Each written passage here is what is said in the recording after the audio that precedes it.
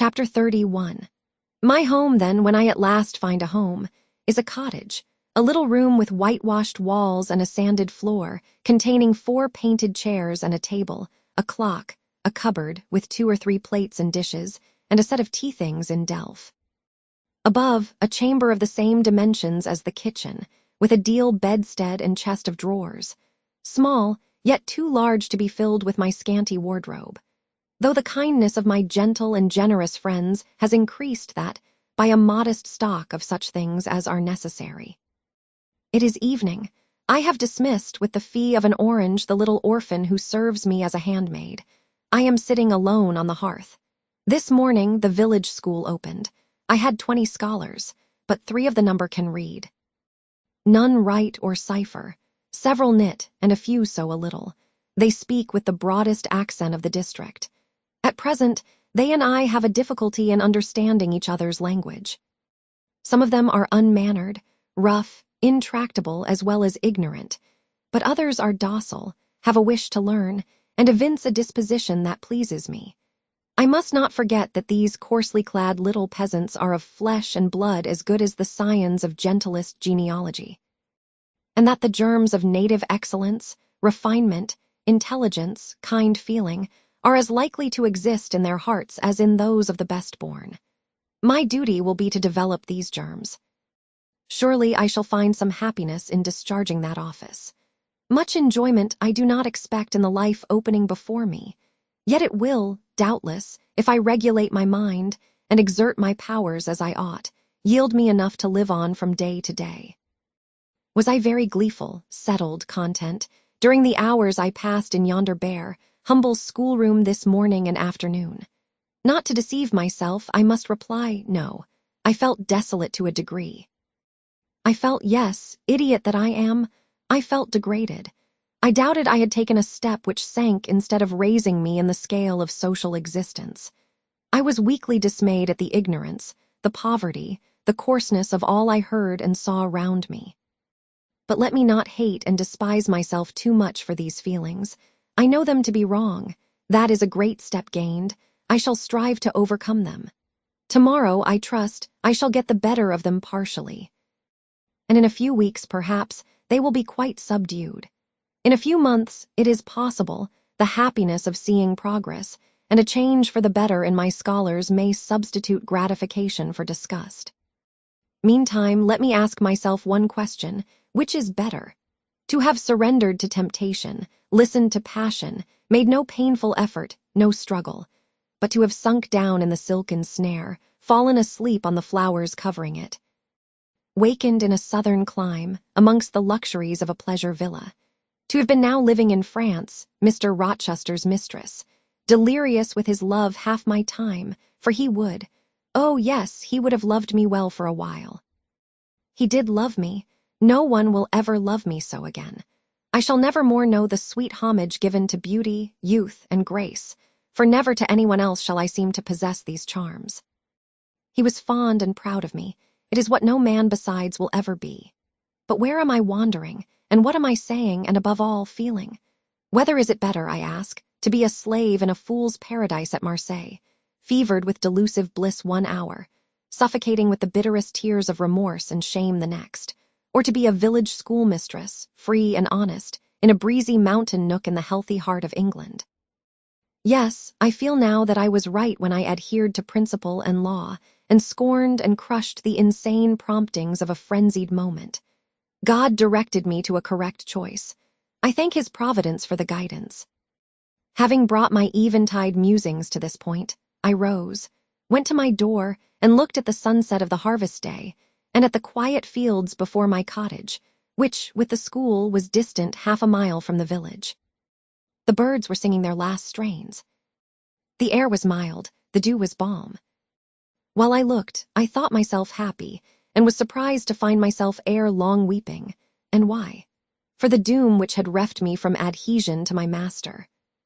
For him I was no more to see, for the desperate grief and fatal fury, consequences of my departure, which might now, perhaps, be dragging him from the path of right, too far to leave hope of ultimate restoration thither. At this thought, I turned my face aside from the lovely sky of eve and lonely vale of Morton. I say lonely, for in that bend of it visible to me there was no building apparent save the church and the parsonage, half hid in trees, and quite at the extremity the roof of Vale Hall, where the rich Mr. Oliver and his daughter lived. I hid my eyes and leant my head against the stone frame of my door, but soon a slight noise near the wicket which shut in my tiny garden from the meadow beyond it made me look up. A dog, old Carlo, Mr. Rivers' pointer, as I saw in a moment, was pushing the gate with his nose, and St. John himself leant upon it with folded arms, his brow knit, his gaze, grave almost to displeasure, fixed on me. I asked him to come in. "No, I cannot stay. I have only brought you a little parcel my sisters left for you. I think it contains a color box, pencils, and paper." I approached to take it. A welcome gift it was. He examined my face, I thought with austerity, as I came near. The traces of tears were doubtless very visible upon it. "Have you found your first day's work harder than you expected?" he asked. "Oh, no. On the contrary, I think in time I shall get on with my scholars very well. But perhaps your accommodations, your cottage, your furniture, have disappointed your expectations. They are, in truth, scanty enough." "But," I interrupted, "my cottage is clean and weatherproof, my furniture sufficient and commodious. All I see has made me thankful, not despondent. I am not absolutely such a fool and sensualist as to regret the absence of a carpet, a sofa, and silver plate. Besides, 5 weeks ago I had nothing. I was an outcast, a beggar, a vagrant. Now I have acquaintance, a home, a business. I wonder at the goodness of God, the generosity of my friends, the bounty of my lot. I do not repine. But you feel solitude and oppression. The little house there behind you is dark and empty. I have hardly had time yet to enjoy a sense of tranquility, much less to grow impatient under one of loneliness. Very well. I hope you feel the content you express. At any rate, your good sense will tell you that it is too soon yet to yield to the vacillating fears of Lot's wife. What you had left before I saw you, of course I do not know. But I counsel you to resist firmly every temptation which would incline you to look back. Pursue your present career steadily, for some months at least." "It is what I mean to do," I answered, St. John continued. "It is hard work to control the workings of inclination and turn the bent of nature, but that it may be done, I know from experience. God has given us, in a measure, the power to make our own fate. And when our energies seem to demand a sustenance they cannot get, when our will strains after a path we may not follow, we need neither starve from inanition, nor stand still in despair. We have but to seek another nourishment for the mind, as strong as the forbidden food it longed to taste, and perhaps purer, and to hew out for the adventurous foot a road as direct and broad as the one fortune has blocked up against us, if rougher than it. A year ago I was myself intensely miserable, because I thought I had made a mistake in entering the ministry. Its uniform duties wearied me to death. I burnt for the more active life of the world, for the more exciting toils of a literary career, for the destiny of an artist, author, orator. Anything rather than that of a priest. Yes, the heart of a politician, of a soldier, of a votary of glory, a lover of renown, a luster after power, beat under my curate's surplice. I considered. My life was so wretched, it must be changed, or I must die. After a season of darkness and struggling, light broke and relief fell. My cramped existence all at once spread out to a plain without bounds. My powers heard a call from heaven to rise, gather their full strength, spread their wings, and mount beyond ken. God had an errand for me, to bear which afar, to deliver it well, skill and strength, courage and eloquence, the best qualifications of soldier, statesman, and orator were all needed. For these all center in the good missionary. A missionary I resolved to be. From that moment my state of mind changed. The fetters dissolved and dropped from every faculty, leaving nothing of bondage but its galling soreness, which time only can heal. My father, indeed, imposed the determination, but since his death, I have not a legitimate obstacle to contend with. Some affairs settled, a successor for Morton provided, an entanglement or two of the feelings broken through or cut asunder, a last conflict with human weakness, in which I know I shall overcome, because I have vowed that I will overcome, and I leave Europe for the East. He said this in his peculiar, subdued, yet emphatic voice, looking, when he had ceased speaking, not at me, but at the setting sun, at which I looked too. Both he and I had our backs towards the path leading up the field to the wicket. We had heard no step on that grass-grown track. The water running in the vale was the one lulling sound of the hour and scene. We might well then start when a gay voice, sweet as a silver bell, exclaimed, "Good evening, Mr. Rivers, and good evening, old Carlo. Your dog is quicker to recognize his friends than you are, sir. He pricked his ears and wagged his tail when I was at the bottom of the field, and you have your back towards me now." It was true, though Mr. Rivers had started at the first of those musical accents. As if a thunderbolt had split a cloud over his head, he stood yet, at the close of the sentence, in the same attitude in which the speaker had surprised him, his arm resting on the gate, his face directed towards the west. He turned at last with measured deliberation. A vision, as it seemed to me, had risen at his side. There appeared within 3 feet of him a form clad in pure white, a youthful, graceful form, full yet fine in contour. And when, after bending to caress Carlo, it lifted up its head and threw back a long veil, there bloomed under his glance a face of perfect beauty. Perfect beauty is a strong expression, but I do not retrace or qualify it. As sweet features as ever the temperate clime of Albion molded, as pure hues of rose and lily as ever her humid gales and vapory skies generated and screened, justified in this instance the term. No charm was wanting, no defect was perceptible. The young girl had regular and delicate lineaments, eyes shaped and colored as we see them in lovely pictures, large and dark and full. The long and shadowy eyelash which encircles a fine eye with so soft a fascination, the penciled brow which gives such clearness, the white smooth forehead which adds such repose to the livelier beauties of tint and ray. The cheek oval, fresh and smooth, the lips, fresh too, ruddy, healthy, sweetly formed, the even and gleaming teeth without flaw, the small dimpled chin, the ornament of rich, plenteous tresses, all advantages, in short, which, combined, realized the ideal of beauty, were fully hers. I wondered as I looked at this fair creature. I admired her with my whole heart. Nature had surely formed her in a partial mood, and forgetting her usual stinted stepmother dole of gifts, had endowed this, her darling, with a grand dame's bounty.